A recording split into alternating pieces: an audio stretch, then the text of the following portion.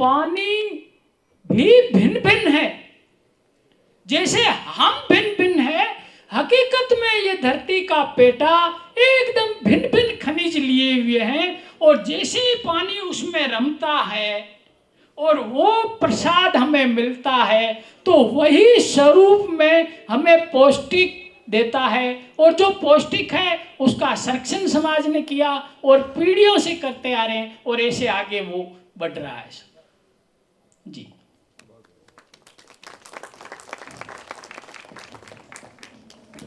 मैं सावंत साहब से आगे लेके ये चाहूँगा कि आदरणीय चतर सिंह जी जो है बहुत अच्छा गाते भी हैं। चूँकि अभी लगातार बोला है, तो पहले मैं चाहूँगा कि एक रिमार्क हम लोग सुंदराराम जी का भी लेंगे, उसके बाद तब तक उनका गीत तैयार हो जाएगा। मतलब एक जो महत्वपूर्ण उनका गीत है, वो गीत ये है कि नई नई शादी हुई है और वो अपने ससुराल है, तीज का मौसम आया है, तीज का त्यौहार आया है, और वो जो भाई है वो अपने घर पे है, तो वो बहन जो है पानी के बहाने से कैसे उसको अपने भाई को याद करती है, कैसे बुलाती है, वो हम चाहेंगे कि जितना भी उनका हालांकि स्वास्थ्य बहुत ठीक नहीं है, लेकिन फिर भी हम सुनेंगे। उसके पहले मैं चाहूँगा कि हमको आदरणीय सुंदराराम जी का भी रिमार्क मिले। सुंदराराम जी के जो प्रयोग है, वो प्रयोग इतने छोटे लेवल पे भी गए हैं जिनको हम लोग ज़्यादा समझ नहीं पाते। अब आजकल समस्या ये होती है कि इनका जो एरिया है उसको हम लोग थोड़ा सा रिमोट पे मान लेते हैं, दाता रामगढ़ का इलाका थोड़ा रिमोट पे मान लेते हैं, तो सामान्य आदमी ऑन द वे जो रोड पे होता है तो फिर भी चला जाता है, तो वहाँ जा नहीं पाते। पद्मश्री मिलने के बाद में हालांकि उनको एक रिकॉग्निशन मिला, लेकिन इससे महत्वपूर्ण जो उन्होंने काम किया वो पूसा के साथ काम किया, तो वो एक साइंटिफिक काम किया। कैसे उन्होंने काम किया, थोड़ी सी मैं चाहूँगा कि वो चर्चा भी हमको मिले, ताकि हमारे जो विद्यार्थी हैं, हमारे रिसर्च स्कॉलर है, फैकल्टी मेंबर है, जो कि थोड़ा सा उस मोड पे भी काम करना चाहते हैं कि काम करने के बाद में उसको एक रिकॉग्निशन भी मिले और उससे एक प्रॉफिटेबल कोई काम भी हम लोग कर पाए। इंटरप्रेन्योरशिप का पार्ट वही है। तो मैं चाहूँगा कि थोड़ा सा वो जो पूसा के साथ उन्होंने काम किया है या रिसर्च इंस्टीट्यूट के साथ जो काम किया है, थोड़ा सा वो भी बताए वो।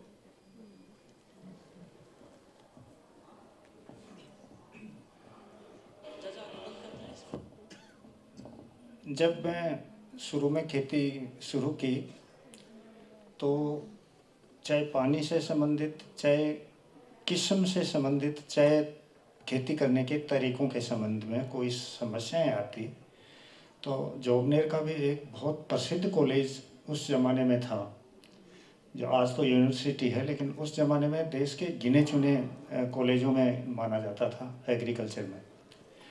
और यहाँ उसकी एक शाखा दुर्गापुरा कृषि फार्म थी जो पास में ही है जयपुर में। तो मैं इन साइंटिस्टों के संपर्क में रहा और उन्होंने मेरी रुचि देखकर, दो साइंटिस्टों ने अपनी पैथोलॉजी में जो पीएचडी है विभिन्न फसलों पर रोगों के संबंध में, वो एक्सपेरिमेंट मेरे खेत में करते थे और उनको सारा जो प्रोग्राम है उसको मैं कंडक्ट करता था। तो एक साइंटिफिक तौर तरीके क्या होते हैं रिसर्च के, इन सब के बारे में मुझे जानकारी हो गई। तो विशेष प्रशिक्षण के लिए राजस्थान की ओर से national young farmer training course के रूप में मुझे पूसा IARI में भेजा गया था 1982 में। तो वहाँ थोड़ा एक बहुत ही अच्छा वातावरण देखने को मिला। बहुत बड़े बड़े साइंटिस्ट, दुनिया के श्रेष्ठ रिसर्च इंस्टीट्यूट में माना जाता है पूसा को, और स्वामीनाथन साहब उस समय डीजी थे। तो वो वातावरण मुझे थोड़ा देखने को मिला। वहाँ क्या देखा कि ड्राई फार्मिंग टेक्निक राजस्थान में नहीं होती थी आमतौर पर।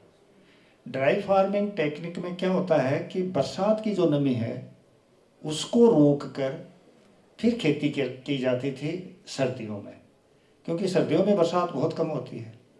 तो राजस्थान की बरसात इतनी कम थी कि वो राजस्थान की बरसात की फसलों के लिए कम हो जाती थी। तो फिर ड्राई फार्मिंग टेक्निक सर्दियों में राजस्थान में आमतौर पे नहीं होती है।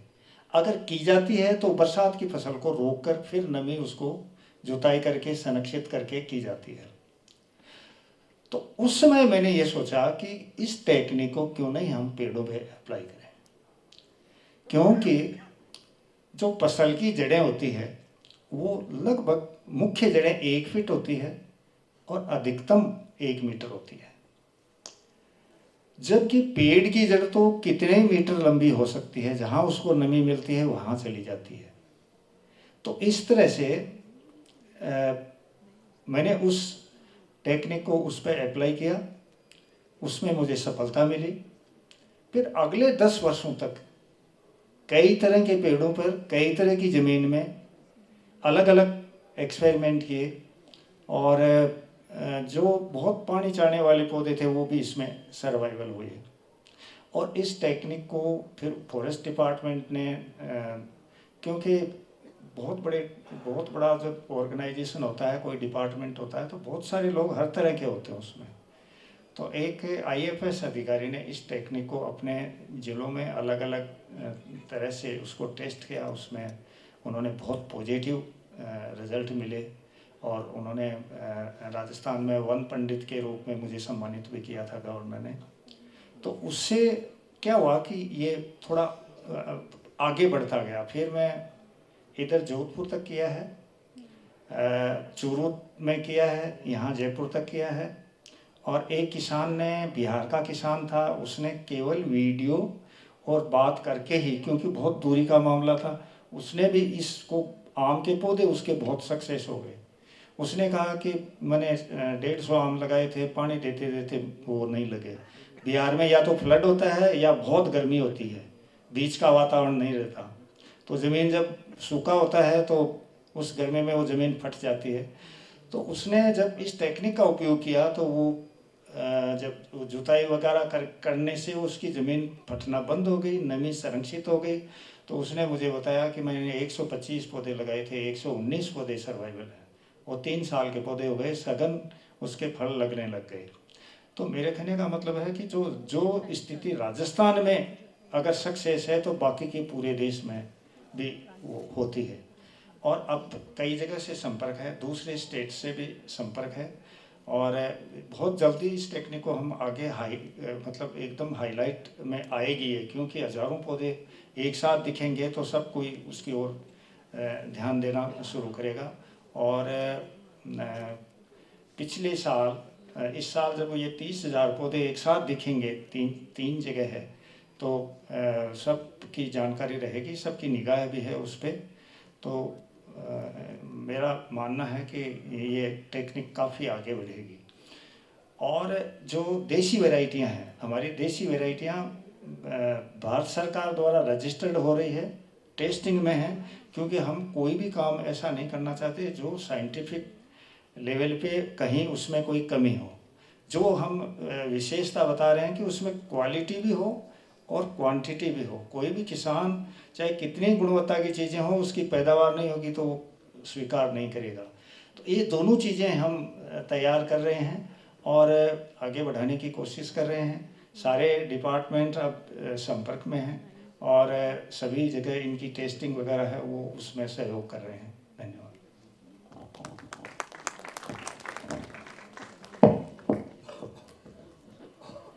अब हम वापस चलते हैं लद्दाख। एक बात मैं और कह रहा हूँ, हम अब जो हमारी लेटेस्ट बात यह है कि आज की स्थिति ये है कि सबके पास अच्छा पानी है, अच्छा पानी है, अच्छी ज़मीन है, अच्छा खाद है, अच्छे बीज है, उसके बाद भी किसान अपनी आमदनी से संतुष्ट नहीं है। हम ये प्रयास कर रहे हैं कि किसान के पास केवल और केवल खेत है और उसके पास कोई रिसोर्सेज नहीं है, न ज़मीन में पानी है न कोई और है, तो वो क्या करे और वो एक बहुत अच्छी आमदनी कैसे ले। इस प्रयास में हम एक नया मॉडल तैयार कर रहे हैं और बहुत उसके सफल होने के करीब पहुंच गए हैं। धन्यवाद।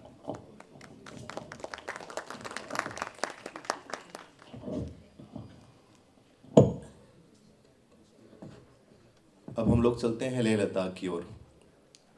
आप में से बहुत सारे लोग नए भी आए हैं, तो थोड़ा सा वापस मैं बोलना चाहूँगा कि वांगचू समचू साहब हमारे साथ बैठे हैं। आप हिमालय हेली सर्विस के MD भी हैं, संस्थापक भी हैं।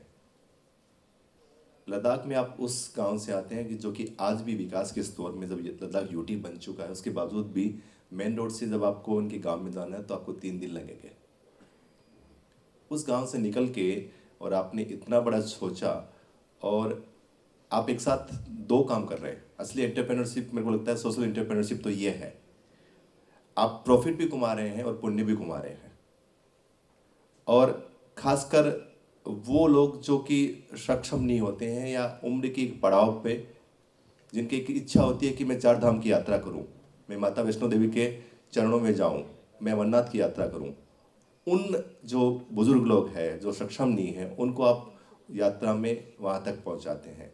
तो ये पुण्य और धन कमाने की जो उनकी उद्यमिता है, मैं चाहूँगा कि उस पर भी वो एक बार उनका दोबारा एक रिमार्क हमको मिले कि कैसे उन्होंने उसको सोचा, और सोचने के बाद में अब जो कर रहे हैं, जो मैंने बताया ना कि प्रकृति परक विकास, तो हेलीकॉप्टर ज़्यादा उड़ेंगे तो उसको बैलेंस कैसे कर रहे हैं, उनके दिमाग में क्या है। हालांकि कल एक चर्चा भी हुई थी कि 3 हेलीकॉप्टर सर्विस अभी सुबह उन्होंने बोला था, उसमें हम सबसे आगे हैं। हमारे पास हेलीकॉप्टर कम है जी, हाँ मतलब तीसरे नंबर पे है भारत में जो हेलीकॉप्टर सर्विस है, उसमें 3rd नंबर पे आप है। लेकिन 3rd नंबर पे होने के बावजूद भी आपके पास सबसे ज़्यादा जो है विश्वसनीय, जो जिसको बोलेंगे ग्राहक कंज्यूमर, वो आ रहे हैं। आपका जो विश्वसनीयता विश्वास है वो है कि फॉरेन डेलीगेट्स जो ज़्यादातर आते हैं वो ज़्यादा प्रीफर हिमालय हेली को करते हैं। तो ये विश्वास कैसे पैदा किया, प्लस ये प्रकृति परक जो डेवलपमेंट है या हेलीकॉप्टर सर्विस को विस्तार देना चाह रहे हैं, वो कैसे देना चाहेंगे, आप अपना रिमार्क सर करें।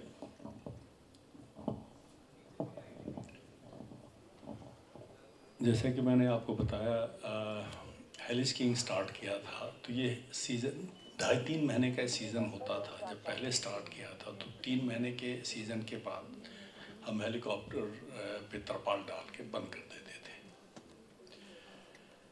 इस तरह दो साल चलता गया और देखा कि हेलीकॉप्टर चलाना बहुत महंगा काम है, बैठ तरपाल के नीचे इसका कोई फ़ायदा है नहीं, इसको चलाना चाहिए।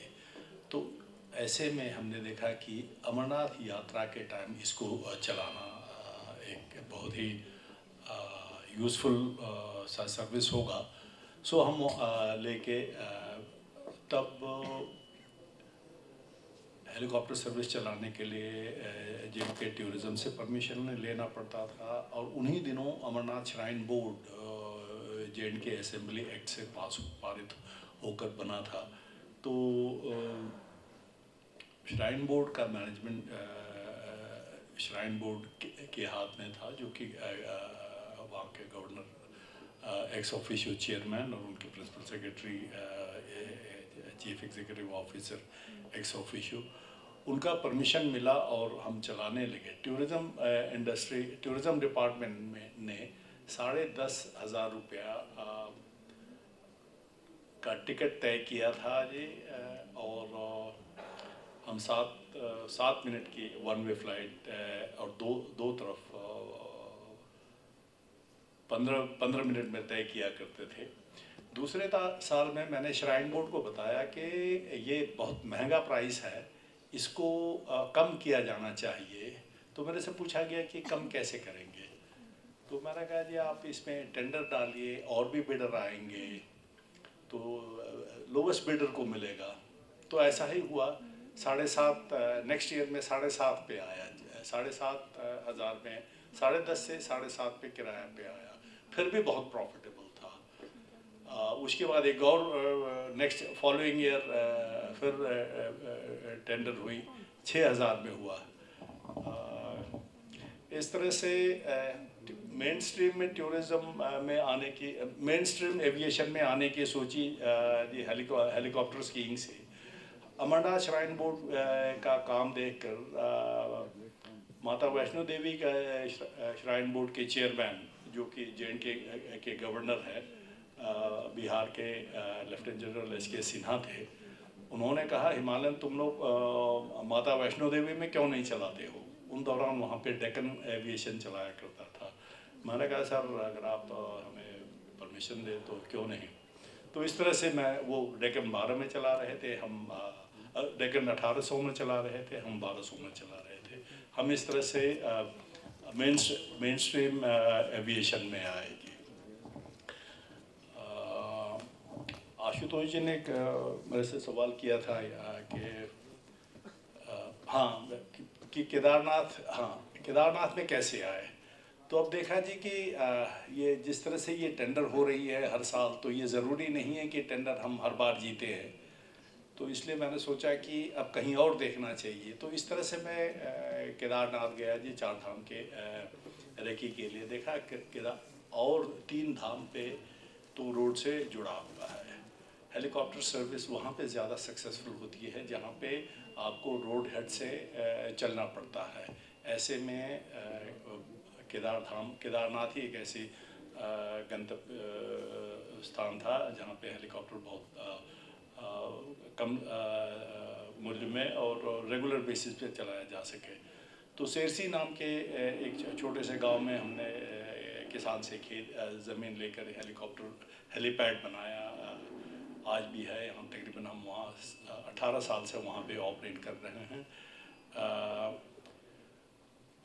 भगवान का करना ये हुआ कि अमरनाथ हमारा चल ही रहा है और ये भी चल रहा है। और पिछले 3 साल से केदारनाथ के अलावा 4 धाम की भी ये सर्विसेज चल रहे हैं। इस करके समर का सीज़न बहुत ही हेक्टिक हो गया है। आपने आशुतोष जी ने पूछा कि किस तरह से इसको बढ़ावा मिले और या हेलीकॉप्टर कहाँ तक चला सकते हैं, और इस हद तक भी नहीं चलना चाहिए कि हेलीकॉप्टर ही हेलीकॉप्टर हो और वहाँ पे नॉइस पोल्यूशन एंड बाकी सब असुविधाएं, लोगों को प्रॉब्लम स्टार्ट हो जाए। तो देखिए सिविल एविएशन एक ऐसा एक्टिविटी है जो फार्मास्यूटिकल इंडस्ट्रीज के बाद यही ऐसा एक इंडस्ट्री है जो so highly regulated by the government for every act and action that you take. तो जैसे ही हम केदार घाटी में घुसते हैं, वहाँ पे हमारे हम पे DGCA ने लिमिट्स इम्पोज किया है कि केदार वादी में एक टाइम पे 2 हेलीकॉप्टर आते हुए और 2 हेलीकॉप्टर जाते हुए, इससे ज़्यादा ट्रैफिक नहीं होगी। तो वो उसके चरम सीमा पे ऑलरेडी हम पहुंच चुके हैं। रही बात केदारनाथ की, तो इससे ज़्यादा जो ऑलरेडी यहाँ पे आजकल चल रहा है उससे ज़्यादा हो नहीं सकती है। अब आप पूछेंगे कि इसका नेक्स्ट सवाल कि अगर ये ऑलरेडी इसके चरम लिमिट पे पहुंच चुकी है तो फिर इसका ग्रोथ का क्या होगा। ग्रोथ के लिहाज से देखें तो अभी भारत सरकार की तरफ से खासकर पहाड़ी गांवों में एयर एम्बुलेंस चलाने का एक बहुत बड़ा पहल चल रहा है जी, संजीवनी के नाम से। लेकिन इसमें ब्यूरोक्रेटिक इंटरफेरेंस और रिस्ट्रिक्शंस इतने सारे डाल दिए हैं जिसकी वजह से एटलीस्ट हमने हिमालयन ने उसमें पार्टिसिपेट करना मुनासिब नहीं समझा। उसी तरह सुनने में आ रहा है जी कि national highway authority of India एक डेफिनेट दूरी पे एक हेलीकॉप्टर पार्क करके रखा करेंगे जो रोड एक्सीडेंट्स को कवर किया करेगा। ये प्लान पाइपलाइन में है। लास्ट ईयर एयरबस ने एक बार मेरे से पूछा कि DG director general army aviation corps civil aviation में B3H125 एक ख़ास किस्म का हेलीकॉप्टर है जिसको हम चलाते हैं और इंडिया में हम उसके सबसे बड़े फ्लीट ऑपरेटर हैं। उसकी ऑपरेशन देखना चाहते हैं और DG मिस्टर अजय सूरी आज भी उसी पद पे है, खुद आके देखना चाहेंगे। तो एयरबस इंडिया का हेड उनको ये ऑपरेशन दिखाने के लिए जम्मू जा रहे थे। मैं भी वहाँ पे गया जी, जो कि मैंने देखा कि आर्मी एविएशन का हेड आ रहा है तो मुझे ऑर्गेनाइजेशन का हेड होने के नाते उनके स्वागत के लिए वहाँ पे रहना चाहिए। मैंने उनको दिखाया सब काम, बहुत ही खुश हुए। लगभग 4 महीने के बाद मुझे आर्मी हेडक्वार्टर के एयर मूवमेंट से एक फ़ोन आया, कहने लगे कि मिस्टर वांगचुक, सिविल हेलीकॉप्टर हम आर्मी में डिप्लॉय करना चाहते हैं, कारगिल, उरी, छम, पुंछ, इन सेक्टर्स में क्या आप पार्टिसिपेट करना चाहेंगे?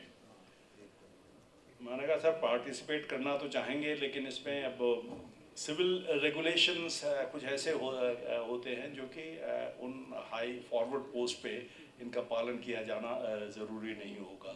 तो इस तर्ज पे डिस्कशन चली। अभी ये डिस्कशन भी इन पाइपलाइन है जी। डिमांड तो हर जगह बहुत है, इसके स्कोप जो है टूरिज़्म में तो फ्रॉम टाइम टू टाइम चलता रहेगा, लेकिन हेलीकॉप्टर का एप्लीकेशन अभी बताया जाता है कि हिंदुस्तान में कम से कम 5,000 हेलीकॉप्टर एप्लीकेशन का स्कोप है, वेयर इज अभी मुश्किल से 300 चल रहे हैं सिविल में। जी, थैंक यू।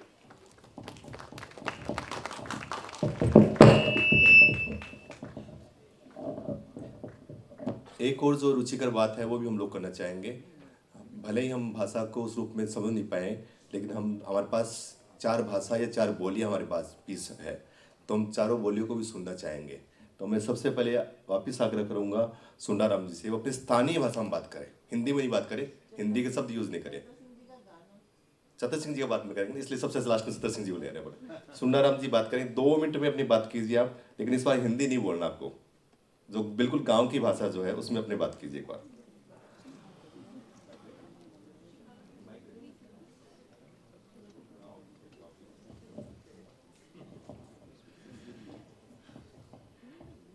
अब थोड़ी बहुत हिंदी बोला हाँ, तो जो मीटिंग्स हुए हैं ना, बाकी कारण से आदत है, और बाकी तो बातचीत करा चाहे और भी कोई कटे भी कोशिश आई करा कि आप अपनी स्वदेशी भाषा में जो अपनी मातृभाषा है भी में बात करा। और जो भी जी डंकों में काम कर रहे हूँ, वो चाहे मैं खुद को हो या और किसाना को हो। मैं कुछ और किसाना के भी था ना, कई तरह का कृषि उपकरण बताया और भी दिखाया, कुछ वैरायटियाँ गाजर की, मिर्च की दिखाई ने। तो मैं कहीं करूँ हूँ कि जिसको और दूसरों ट्रेडिशनल नॉलेज की आप यहाँ देखो, करीब जो ट्रेडिशनल नॉलेज इकट्ठो करे है वो को पूरो अनपढ़ लोगों के मखन जार इकट्ठो करे भाई हिंदी भाषा बोलबो ही बन जाना। जी जी। तो करीब 400 लोगों की आपने जो अनपढ़ जितना भी आदमी है ना राजस्थान में, मैं जगह का संपर्क करे 400 आदमी यहाँ लगा है, 400 रोग यहाँ लगा है, चाहे वह पशुपालन हो, आदमियों का हो, औरतों का हो, और कोई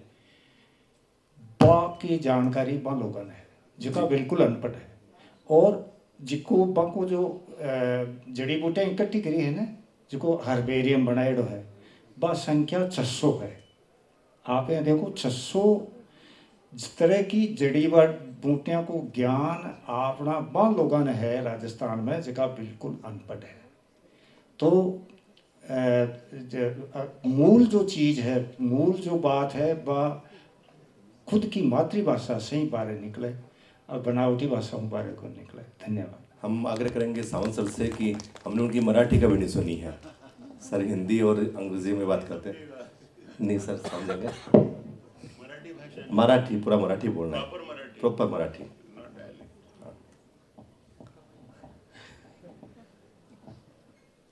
बाद में पूछूंगा कितना लोग को समझ में आया, और राजस्थानी में कहें तो भी समझ में आएगा। और थोड़े एक शब्द ऐसे यूज करूंगा जो परवली के बोलते हैं उसको, जैसे ये बंदा तो हिंदी भी होगा शायद। हाँ हिंदी में। आशुतोष ने मला इथे बोलवले त्याबद्दल मी त्याचा आभारी आहे। मी राजस्थान विद्यापीठातनं बाहेर पडल्यावरती थोडं धीरे बोलतो, प्रत्येक वर्षी 2 वर्षानंतर त्यांनी हे अभियान सुरू केले, स्टुडंट पार्लमेंट पुण्याला ठेवलं होतं, पुणे येथे MIT विद्यापीठामध्ये। पण मी जाऊ शकलो नाही. माझ्या घरी आले होते 3-4 जण मुंबईला. मैं पुणे गया था यूथ पार्लियामेंट में. मैंने कहा सर वहाँ मिलेंगे. सर बोले कि वहाँ नहीं मिलेंगे, आप मेरे घर ही आ जाओ मुंबई. तर मला वाटलं होतं की हा मुलगा, त्यावेळेला विद्यार्थी होता, हा मुलगा द यंग बॉय एवढा पुढे झेप घेईल. बताओ. ये बहुत सारे जो विद्यार्थी है जो मिलने के लिए आए हैं, थोड़ा घूमना भी चाह रहे हैं. तो मुझे पता नहीं था कि यंग स्टूडेंट अभी का इतना आगे जाएगा.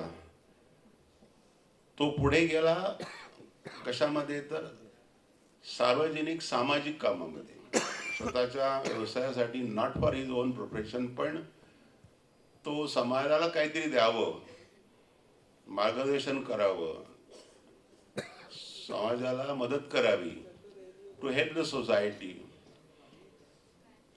ही मेड इज मिशन. त्यांनी त्याचं ते ध्येय, द मिशन निर्माण केलं. आणि बघता बघता, देखते देखते कि इसकी ग्रोथ बहुत बड़ी हो गई. खूप त्याचा हा मी म्हणेन छंद, कारण ज्याच्यामध्ये पैसा मिळवत नाही आपण त्याला छंद म्हणतात. So the one that you do the activities which does not yield money or a business is called a passion. त्यांनाही छंद निर्माण झालेला आहे. आणि आज आपण एवढ्या मोठ्या प्रमाणामध्ये इन लार्ज नंबर आपण त्याच्या ह्या कार्यक्रमासाठी आलात. विशेषतः मला आनंद होतोय. I am happy. Young students, सर्व विद्यार्थी इथे येऊन आले. शांतपणे 2 दिवस हा कार्यक्रम तुम्ही बघताय, यू आर सीइंग, लिसनिंग, आत्मसात करताय. कारण तुम्ही जेव्हा प्रश्न विचारता, when you are asking question, आत्मसात, imbibed, you are absorb, you are involve into it केलेला आहे. व तो कॉमन शब्द इधर भी है. व तुम्ही भूक जरी लागली असली, दो यू आर हंग्री, तुम्ही इथे बसून ऐकतायत.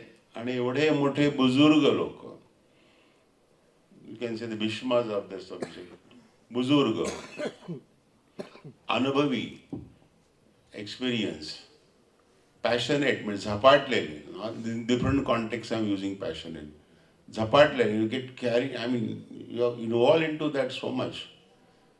आणि ती जनसेवा, शेतकरी सेवा करतायत.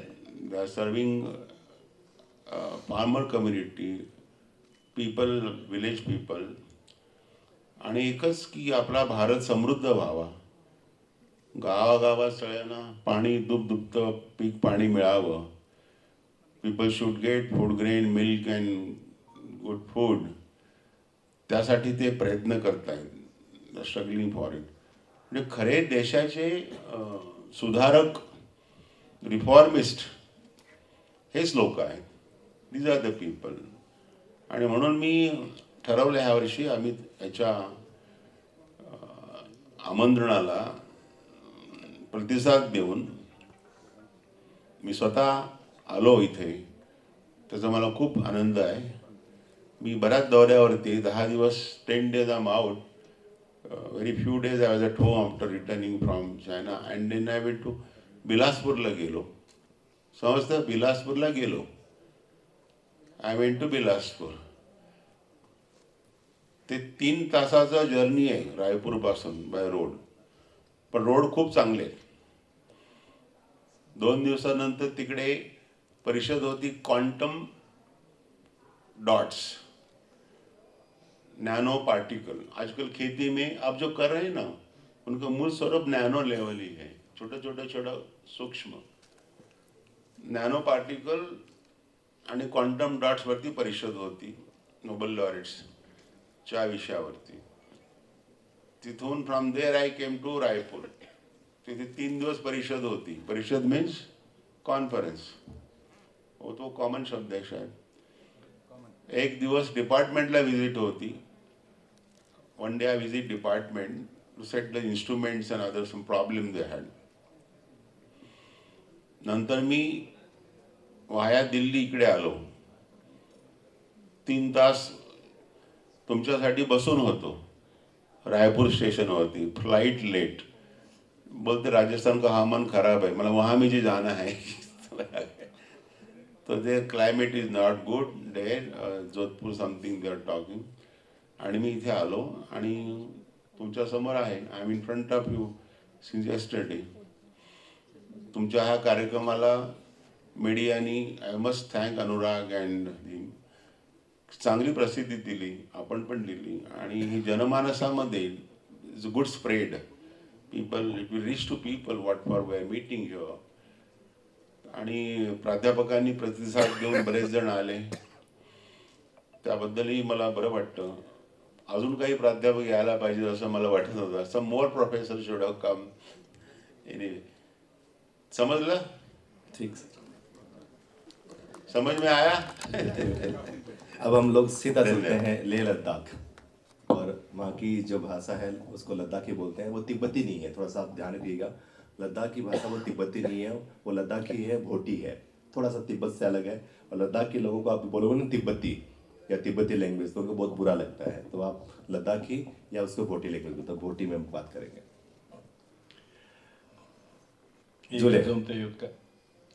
이가 좀때 역간이 란게스콘라 줄에 드링가 제부리 토링 랍테 땅 미디어 फाउंडेशन이 총에 달릭 자ते 세촉시피아 총양 용제산이 투시나 대보 가족식 둘째 녹대베피아 이가 도스도식 보스터 두클레 तेने इवेना खागलेना Rajasthan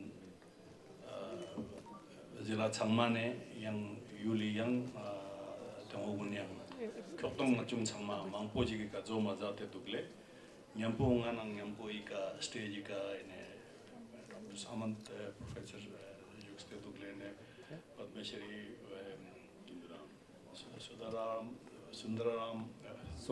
Sundaram Verma ji Chatar Singh ji na ajuk ne Dr. Anurag Sharma Ashutosh कोरंगानी जुक्तियोते सुइंगा इरुआ डोना बोदा जाते हैं. होंगे स्पेरांगा इबोटियारा ना दिरिंग हेलीकॉप्टर शुल्कानी ग्यारला चोंपाजी दुक्स्तेनो. तेने ना कजुगो इबोंगा चुआशित जरकानी के स्पेराग तेबस्कोरला तेबो शादालंगा दिरिंग राजस्थानी क्योतों न चुंगुलना इका ना नरी लोगिस पुशादा योंस्तेनले. ते लोगिस पुशादा ने ना स्पेराचिक जरा जेतो काबोले nga ngala korean yang na tourism ina nga last shows pin goma nge trekking shows pin te je sunge rafting shows pin ju rafting che shows pin de na ngala trekking te mi ga chunga na ta ba campagne shu testing nge skiing shows pin skiing ne nge heli skiing shows nga helicopter na le te nge spera ta ibo nge lost de konga Hindi ना भूलिंजो. मैं जो last का जो शब्द कह रहा था वो मैं आपको लद्दाख हिंदी में कहना चाहता हूँ. हेलीकॉप्टर एक ऐसा शब्द है जो फॉर समहाउ ये बड़ा ग्लैमरस लोग मानते हैं. इसको देखकर पता नहीं क्यों काफ़ी अट्रैक्ट हो जाते हैं. लेकिन शुरू मैंने कहाँ से की वो बताना ऐसा नहीं कि मैं भूला हूँ, लेकिन उसे बताना बड़ा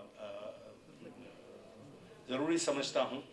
जैसे मैंने ऑलरेडी बताया कि मैं टूरिस्ट गाइड था, ट्रैकिंग एडवेंचर टूरिज्म किया करता था. लेकिन एज ए एंटरप्रेन्योर मुझे पता था कि ले जैसे जगहों पे टूरिज्म ख़ासकर ये अर्ली 80s की बात, अर्ली 70s की बात है, लेट 70s की बात है. पाकिस्तान के साथ बॉर्डर के डिस्टर्बेंस को चलते हुए टूरिज्म कभी भी बंद हो सकता है. किसी ने नहीं सोचा कि इसमें से कोई धंधा बन सकता है, तो लोगों ने मुझे डिसवेट किया.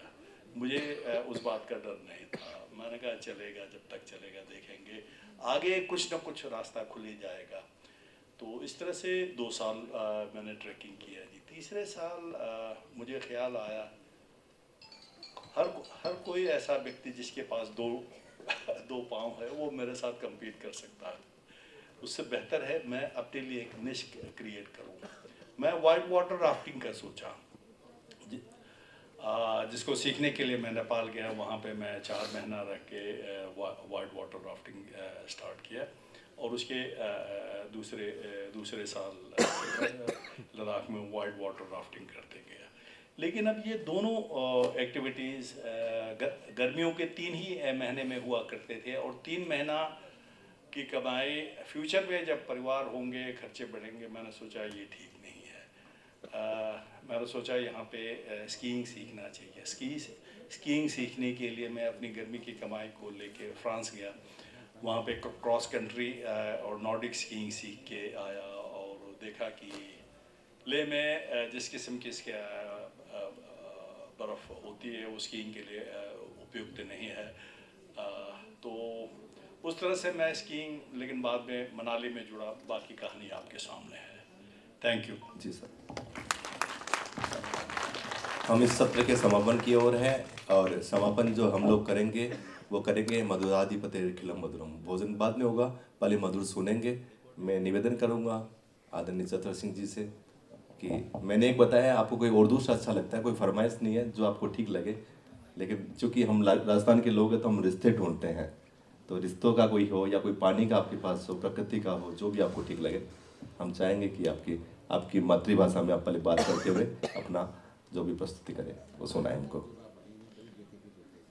पहले रेगिस्तान में कोई साधन कोनी था आवन जावन ना, और नी कोई साधन, कोई समाचार रो तो बहन बेटी ने कोई गाँव रो आदमी जाओ तो जानो जे ठा पड़तो हुए न, तो वो आके समाचार पूछ ली थी। नाना नो डाडा नो मासी आई गाँव रा काशबी कोई भी आवता तो चाड़ू आवतो कोई, तो वो चल के जाती और आप रहे माई तोरा समाचार पूछने की कोशिश करती। पहल बिया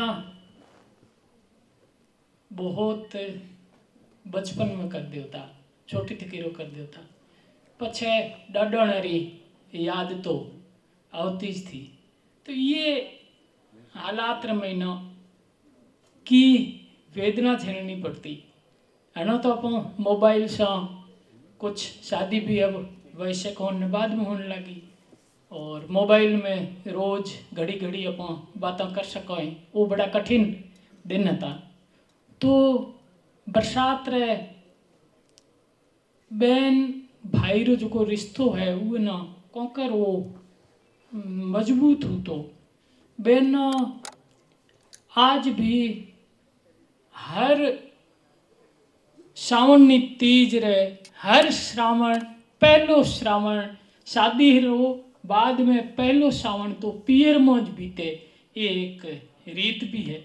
और जीवन ना ज़्यादा श्रावण पियर में आज भी बीते। तो ये भाई बहन माँ बाप तो रिश्ते रे संबंध में एक गीत है। हूँ ज़्यादा तो को नहीं जानतो है, एक कड़ी गाँव है। पेल सभी बेड़े छीके एक चौपाल माथे बच्चियाँ बैठ करके गीत गाते। बरसात में मे को मेहमान मेहमान टाइप ही मोरोत बरसात आवे वो ना मेह का दूजो है ना। जो आप कहो आत्मलोकन, तो कौन बहू बेटी काकी चाची रो स्वभाव केड़ो है, उवे ना छोटियों बच्चियों चौपाल माथे बैठ सार्वजनिक जगह सब रे बीच में बैठ के खुले रूप में गावे कि ये काकी रो ए स्वभाव, ये काकी रो ए स्वभाव। वो स्वभाव वो मोरुड़े सो जोड़े, मोर सो जोड़े कि तू एड़ो मत होए, और पछे उरी खामी रो हुए ना घरे बैठे एक हस्ती भी वो स्वीकार करे कि एक बच्चियां मौज बारे में ये सोच रही है, तो वो आप में सुधार करे। एड़ी परंपराओं भी आते हैं। तो मैं वो गीत बरसात आड़ोज गाऊं। घना टाइम हो गयो, पियर री याद आ रही है, बरसात रा दिन आ गया। जाना बच्चियों जो को आवे वो गांव गली वो पाड़े में मोहल्ले में एक ही जगह बैठ के सांझ रे समय रोटी खाने बाद में एक गीत गावे। वो गीत रा ये बोल है मेवा झड़ मांडियो आई मौजी कजलोड़ी कतीज बीरा बाईरा पर धरती मौजी पर धरती मत जाई चितौवड़ा डाणो। इसके बोल ये है कि मेवा झड़ रिमझिम में बरस रहे हैं, मेवा झड़ मांडियो आई मौजी कजलोड़ी तीज। श्रावण की मेरी तीज आ गई है, बरसात ने रिमझिम कर बरसना शुरू कर दिया है। मेवा झड़ मांडियो आई मौजी कजलोड़ी तीज बीरा बाईरा पर धरती। हे बहन के भाई, मैं पर धरती में हूँ, बीरा बाईरा पर धरती। भाई को कह रही है बहन कि तू पर धरती मत जाए, वहां चित्तों मतलब याद आता है डाडाना, जहां अपने जन्मभूमि है वो याद आती है। ये जब बालिकाएं गीत गाती है और भाई सुनता है तो सुबह बहुत जल्दी वो ऊंट लेके अपनी बहन को लेने जाता है, और ये परंपरा आज भी कायम है जी।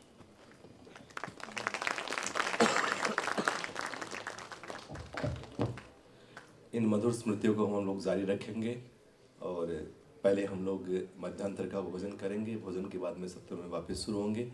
मैं सत्र के औपचारिक आभार प्रदर्शन के लिए निवेदन करूंगा आदरणीय प्रोफेसर अंडाल सर से कि वो आए एक औपचारिक आभार प्रदर्शन करें।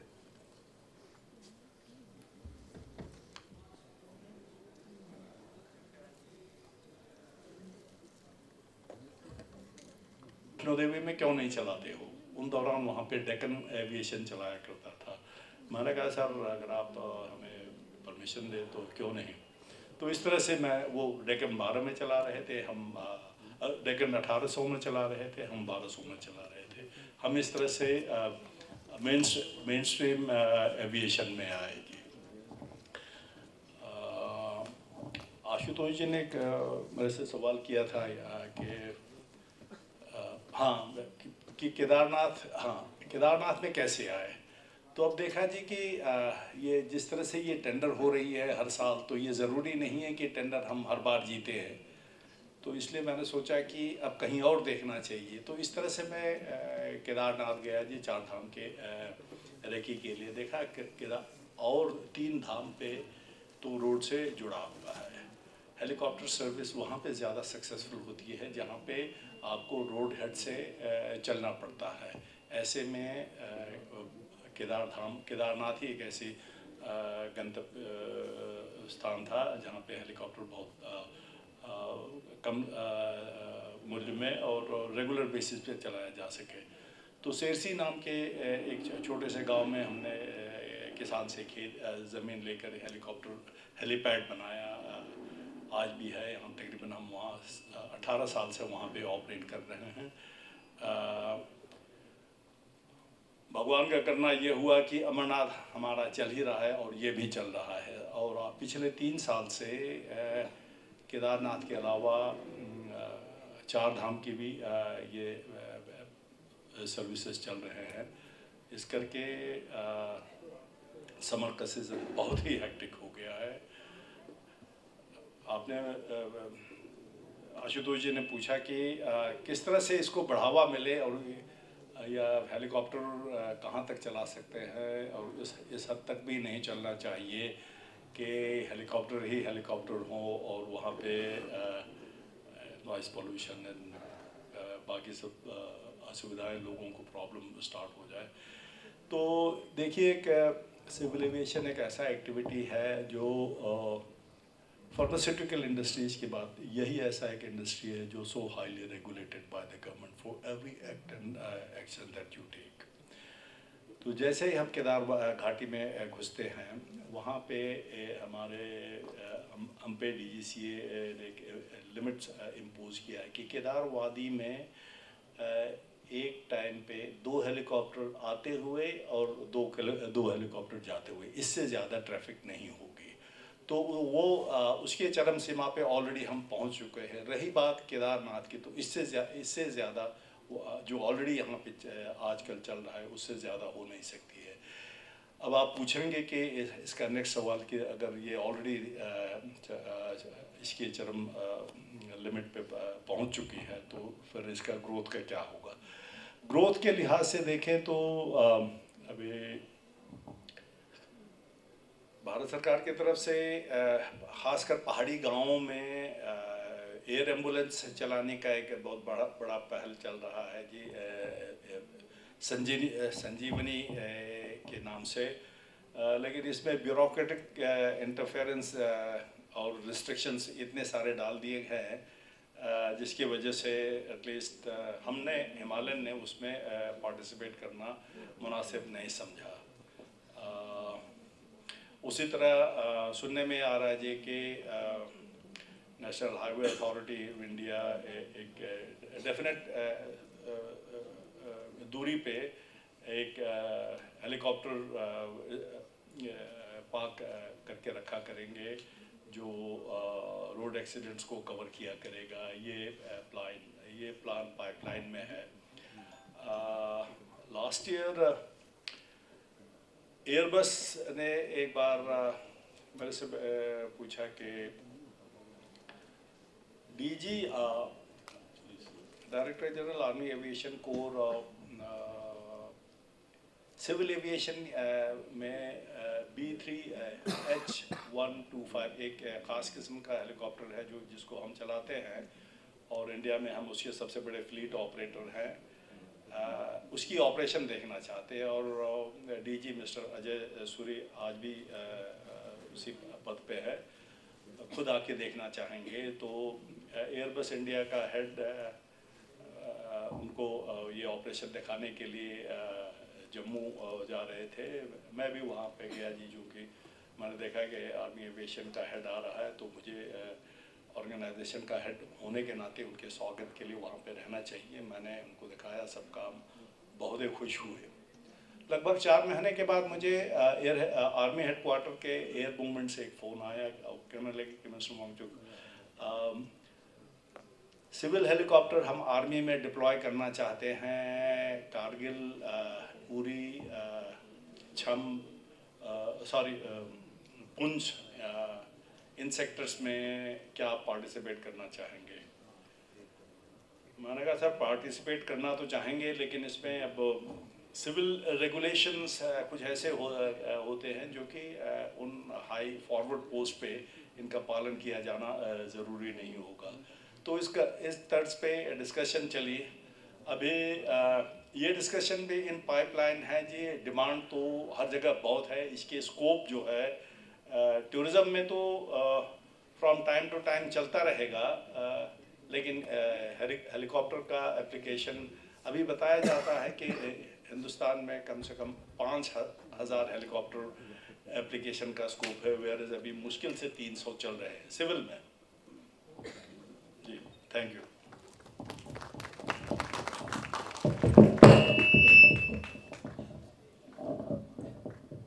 एक और जो रुचिकर बात है वो भी हम लोग करना चाहेंगे।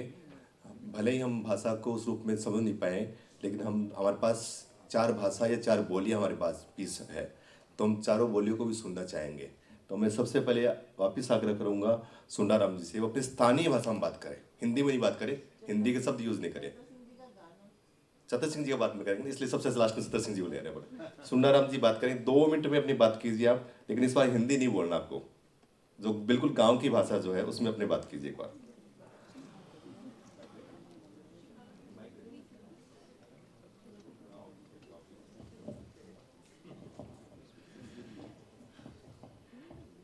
अब थोड़ी बहुत हिंदी बोला हाँ, तो जो मीटिंग्स हुए हैं ना, बाकी कारण से आदत है, और बाकी तो बातचीत करा चाहे और भी कोई कटे भी कोशिश आई करा कि आप अपनी स्वदेशी भाषा में, जो अपनी मातृभाषा है, भी में बात करा। और जो भी जी डंकों में काम कर रहे हूँ वो चाहे मैं खुद को हो या और किसाना को हो। मैं कुछ और किसाना के भी था ना, कई कई तरह का कृषि उपकरण बताया और भी दिखाया, कुछ वैरायटियाँ गाजर की मिर्च की दिखाई ने। तो मैं कहीं करूँ हूँ कि जिको और दूसरो ट्रेडिशनल नॉलेज की आप यहाँ देखो, करीब जो ट्रेडिशनल नॉलेज इकट्ठो करे है वो पूरो को पूरो अनपढ़ लोगों के मखन जार इकट्ठो करे भाई हिंदी भाषा बोल ही बन जाना। जी जी। तो करीब 400 लोगों की आपने जो अनपढ़ जितना भी आदमी है ना राजस्थान में, मैं जगह कन संपर्क करे 400 आदमी यहाँ लगा है, 400 रोग यहाँ लगा है, चाहे वह पशुपालन हो, आदमियों का हो, औरतों का हो और कोई बा की जानकारी बा लोगों ने जिका बिल्कुल अनपढ़ है। और जिको बा को जो जड़ी बूटियाँ इकट्ठी करी है ना, जिको हर्बेरियम बनाएडो है, बा संख्या 600 है।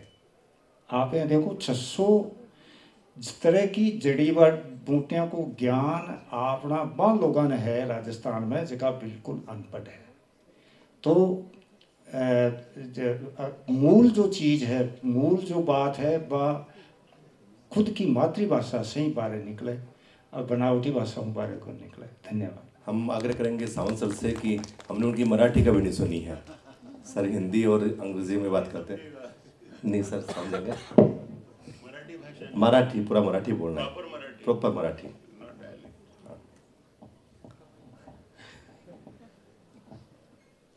बाद में पूछूंगा कितना लोग को समझ में आया, और राजस्थानी में कहें तो भी समझ में आएगा। और थोड़े एक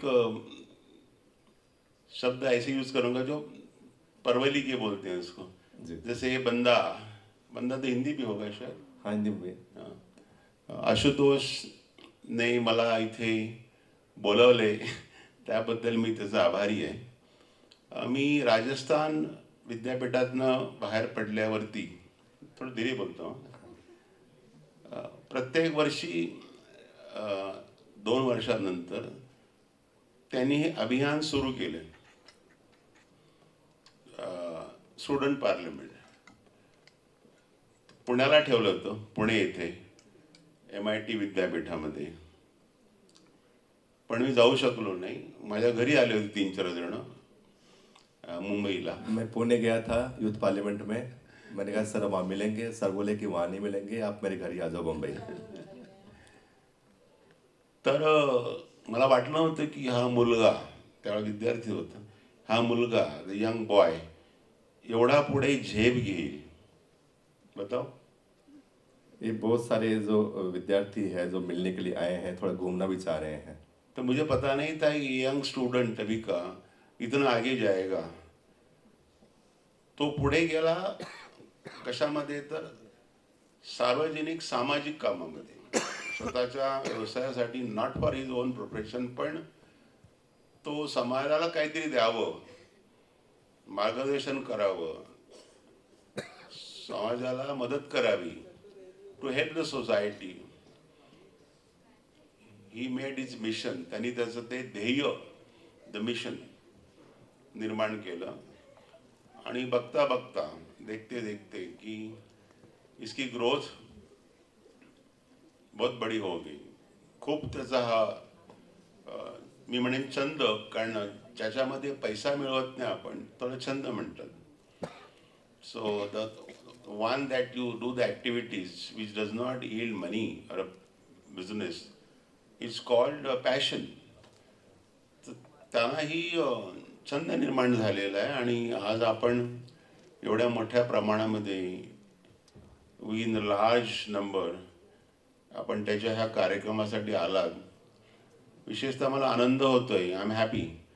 यंग स्टुडंट्स, सर्व विद्यार्थी इथे येऊन आले, शांतपणे 2 दिवस हा कार्यक्रम तुम्ही बघताय, यू आर सीइंग, लिसनिंग, आत्मसात करताय। कारण तुम्ही जो प्रश्न विचारता, when you are asking questions, आत्मसात, imbibed, you are absorbed, you are involved into it केलेला आहे।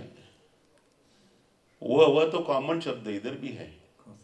व तुम्ही भूक जरी लागली असली, दो यू आर हंग्री, तुम्ही इथे बसून ऐकतायत आणि एवढे मोठे बुजुर्ग लोक, you can say the Bhishmas of the subject, बुजुर्ग, अनुभवी, एक्सपिरियन्स, पॅशनेट म्हणजे झपाटलेले, different context I am using passionate, झपाटलेले, you get carry, I mean you are involve into that so much.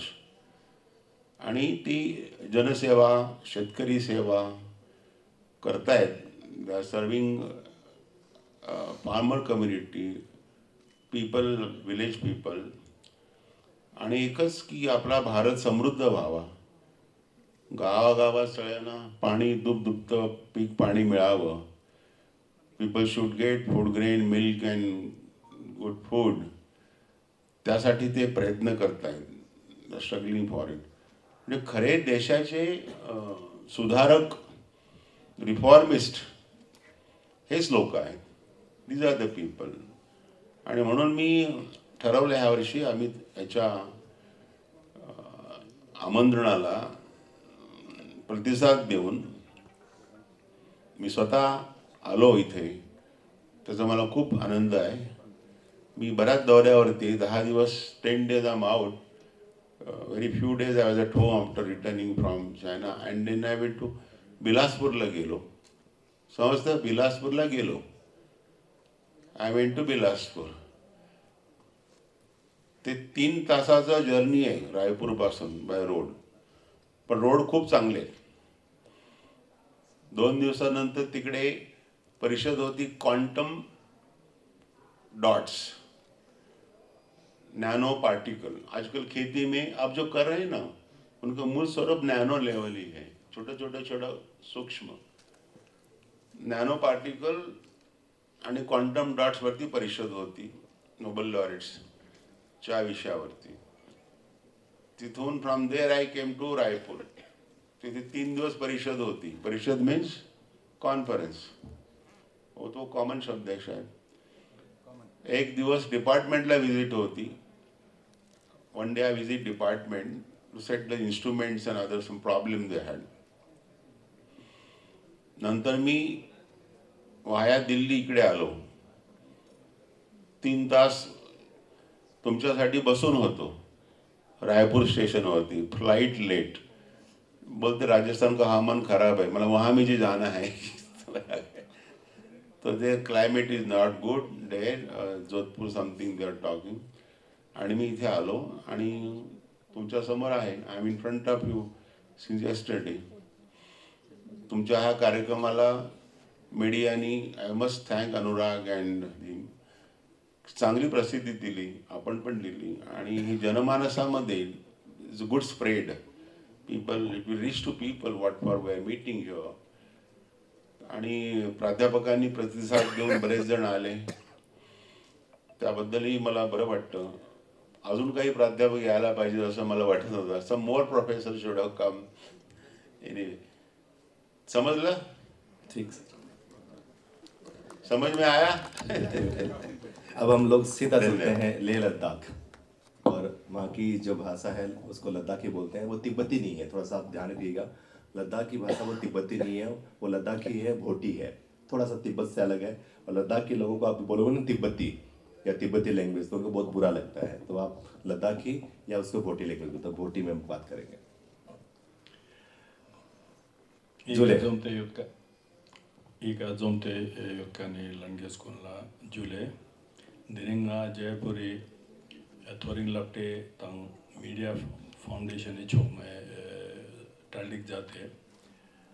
Sechok sipia chong yang yongche shani tusinanga tevo kazuk shik dulche nokte be pia ika dosdo shik borte dukle. Tene ibe na khagle na Rajasthan जिला छंगमाने yang yuli yang tengokun yang kyokdong ngachung changma mangpoji ka zoma jate tukle nyampo nganang nyampo ika stage ka ine samant professor yukste tukle ne padmeshri